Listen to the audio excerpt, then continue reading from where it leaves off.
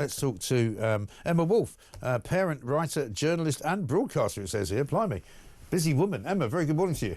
I don't know what that's all about. I don't know where you came up with that description. I've never. I know. I've never seen it before. I just read out what they tell me.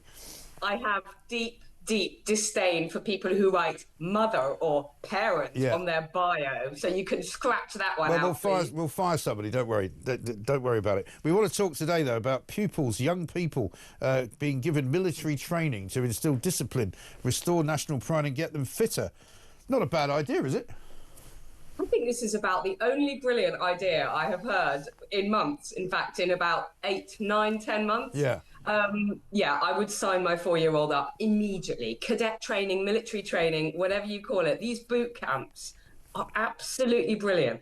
There's about 3 or 4 basic things that a child needs, right? That is physical activity, discipline, boundaries, comradeship, community, sense of community with their pals, and like a sense of purpose. This fulfills all of that. The problem with our young people today is that they are completely directionless. They're drifting, they're addicted to smartphones, many of them are obese, they've got nothing. They're lonely, they're depressed, they're anxious, all of that. Cadet training. Honestly, my father served in the Second World War. Mike, he said that when he was, serving as a soldier, it was the best time in his life. Yeah. I don't think this is not punishment beating for children. Punishment is letting your child be lonely and obese and addicted to the internet and addicted to their phone. This is absolutely fantastic. And honestly, I think most children would love it, would thrive. I think you're right, because it would also give them a sense of responsibility to other people, because I think a lot of the problems that we have with younger people in this country, particularly those who have never worked, for example, and when we know there's loads of them from the age of, say, 16 to 24 who have literally never had a job. And so they don't know what it's like. And, sometimes, we can all be a bit lazy. Sometimes the fact that you have to get up and you have to get out of the house and you have to go and work because you're due at a job at 9 o'clock in the morning or 8 o'clock in the morning is a great discipline. And if you never learn that, then, you're never going to get anywhere in life. It absolutely is, Mike. We all need a sense of purpose. We all need, it's a pain when the alarm goes off.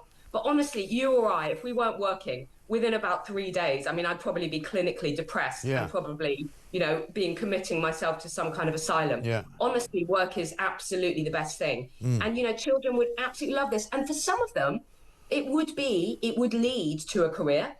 We've just been talking about Meghan burning people with her bath salts. Yeah. By the way, those things are evil. Yeah. But look at Prince Harry. When was the time in his life that he was actually happy and had a sense of meaning and purpose? It was when he was serving in Afghanistan. Right. It was when he was a leader of men. It was when he was a comrade.